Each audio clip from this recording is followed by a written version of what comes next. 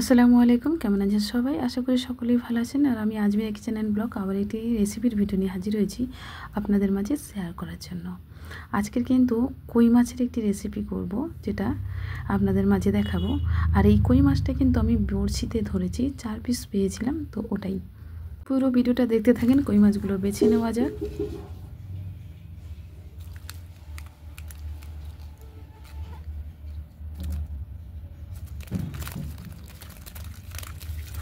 কাটা মাছও লাফাচ্ছে।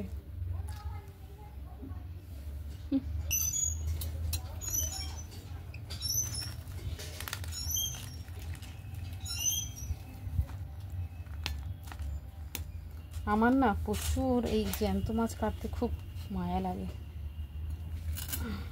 কিন্তু কিছু করার নেই, কাটতে তো হবেই, মায়া করলে তো হবে না।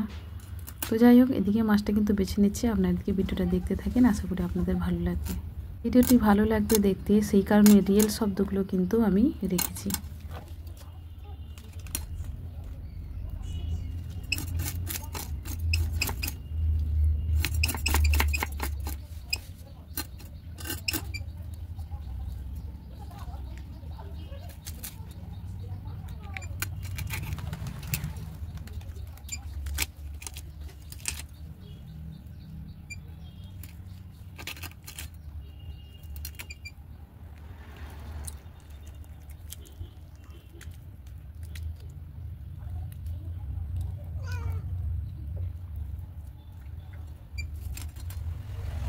মাছ বাছতে বাছতে একটা জিনিস খেয়াল করলাম, একেই বলে কিন্তু জিওল মাছ।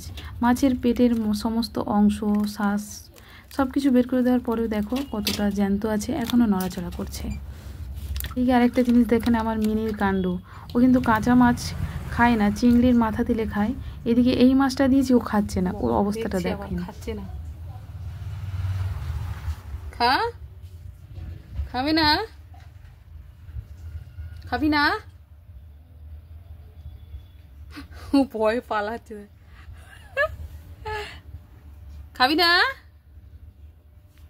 এদিকে দেখতে দেখতে কিন্তু 4 পিস মাছ আমার বাছা হয়ে গিয়েছে। এই পর্যায়ে কিন্তু ঘষে ধুয়ে নেব। তার জন্য কিন্তু এই আঁশটা তুলতে ভীষণ কষ্ট আর হরহরে টাইপের হয়। তার জন্য কিন্তু আমি এদিকে বটির কিন্তু বাঁট নিয়ে নিয়েছি, তার পিছনে ঘষে কিন্তু দারুণভাবে পরিষ্কার করে নিলাম। যাদের পাকার সার নেই তারা কিন্তু এইভাবে ঘষে পরিষ্কার করে নিতে পারেন।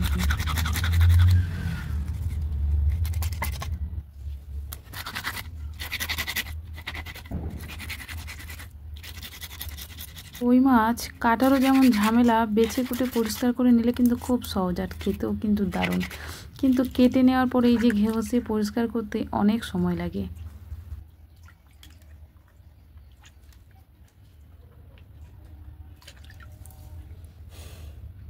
এই যে একটা কিন্তু রেডি করতে পেরেছি। এইভাবে কিন্তু আমি সবগুলোকে পরিষ্কার করে নেব। এদিকে কিন্তু সব মাছগুলো আমি ধুয়ে পরিষ্কার করে নিয়েছি আর একটা প্লেটে সাজিয়ে নিয়েছি দেখার সুবিধার্থে। এর উপরে কিন্তু এবার লবণ আর হলুদ দেওয়ার পালা। লবণ হলুদ দিয়ে কিন্তু ভালো করে হাতের সাহায্যে মেখে নিতে হবে।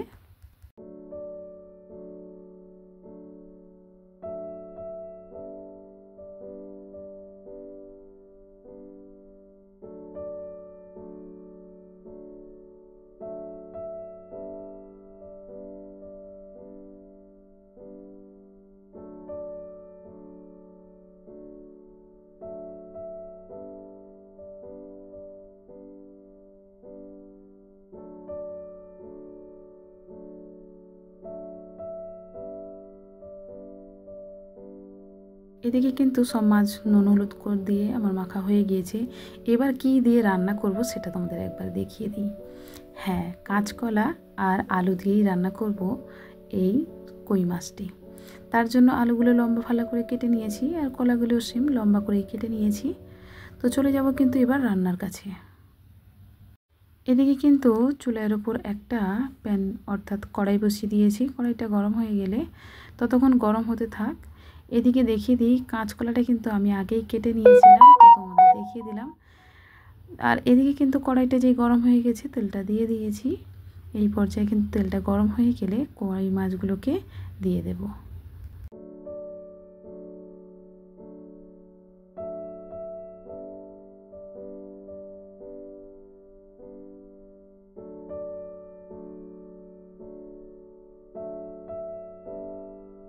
রুই মাছগুলো জানেন তো, জ্যান্ত অবস্থায় যদি গরম তেলের উপর দেওয়া যায় না, এরা কিন্তু একদম বেঁকে ধনুকের মতো হয়ে যায়। উল্টে দেওয়ার পরে দেখবেন একদিকে কিন্তু ফেটেও যায়। এগুলো খুব জ্যান্ত, একটু মরা টাইপের হলে কিন্তু এগুলো সোজা হয়ে পড়ে, এরকম বেঁকে যায় না। আর এদিকে কিন্তু আমি একটু ক্যারাটি করতে গিয়ে কিন্তু মাছ একটা উল্টে পড়ে গিয়েছিল, তো সেটাকে আমি পরিষ্কার করে আবার তুলে নিয়েছি। এদিকে মাছটা কিন্তু আমার ভাজা হয়ে গিয়েছে। এই পর্যায়ে কিন্তু সব মাছগুলোকে উঠিয়ে নেব।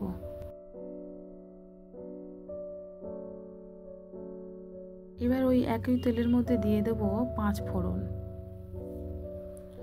যখনই 5 ফোড়নগুলো ভাজা ভাজা হয়ে গিয়ে একটু গন্ধ ছাড়তে শুরু করবে, সেই পর্যায়ে কিন্তু পেঁয়াজ কুচিটা অ্যাড করে দেব।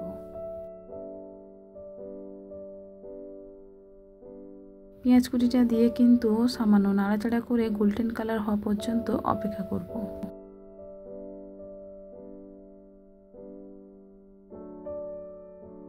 কিন্তু কলার এই তরকারিটা কিন্তু আমি কড়াভাবেই রান্না করব, খুব কাঁচা লঙ্কা পাতলা এমনটা নয়। আজকের আদা রসুন দিয়েই রান্নাটা করব। তার জন্য আদা রসুন বাটা আগে থেকেই বেটে রেখেছিলাম, সেটা দিয়ে সামান্য নাড়াচাড়া করে একটু ঝাঁঝ ভাবটা মেরে নিতে হবে। তারপর কিন্তু অ্যাড করে দেব আলুগুলি। ওগুলিকে দিয়ে কিন্তু সামান্য নাড়াচাড়া করে নেব। আলুগুলিকে দিয়ে যখন সামান্য নাড়াচাড়া করা হয়ে যাবে, ওই পর্যায়ে কিন্তু আগে থেকে কেটে রাখা কাঁচকলাটাকে অ্যাড করে দেব। পর্যায়ে কিন্তু স্বাদ অনুযায়ী লবণটা অ্যাড করে দেব। লবণটাকে দিয়ে সমস্ত সবজিগুলোকে কিন্তু সামান্য কষিয়ে নিতে হবে। যেসব আপু এবং ভাইয়েরা আমার চ্যানেলের নতুন, চ্যানেলটিকে প্রথমবার দেখছেন, অবশ্যই লাইক দিয়ে চ্যানেলটিকে সাবস্ক্রাইব করে পাশে থাকা বেল বাটনটি অন করে রাখবেন।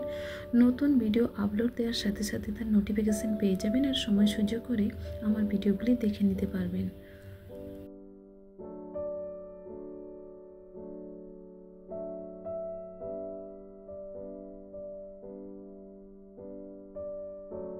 আর যেসব আপু এবং ভাইয়েরা আমার চ্যানেলটিকে সাবস্ক্রাইব করে অলরেডি আমার পাশে আছেন, তাদের অসংখ্য অসংখ্য ধন্যবাদ। ফিরে এলাম 10 মিনিট পরে। এই পর্যায়ে কিন্তু সামান্য নাড়াচাড়া করে দিয়ে দেব সামান্য হলুদ, সামান্য লঙ্কার গুঁড়ি,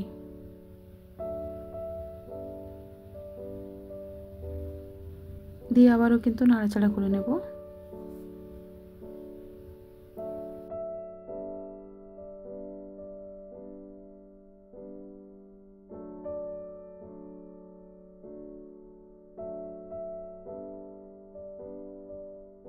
এই পর্যায়ে কিন্তু সামান্য পানিটা অ্যাড করে একটু কষিয়ে নেব।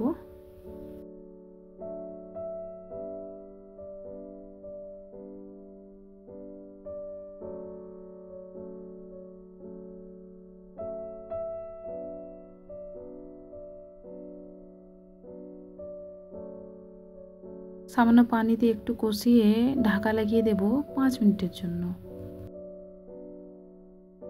ফিরে এলাম 5 মিনিট পরে, আবার একটু কষিয়ে নেব।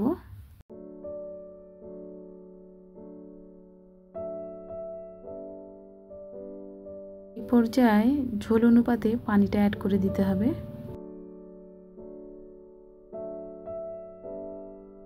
পানি দিয়ে আবারও 10 মিনিটের জন্য ঢাকা লাগিয়ে দেব। 10 মিনিট পরে যখনই ফুটতে শুরু করবে, এই পর্যায়ে কিন্তু ভেজে রাখা মাছটাকে অ্যাড করে দেব।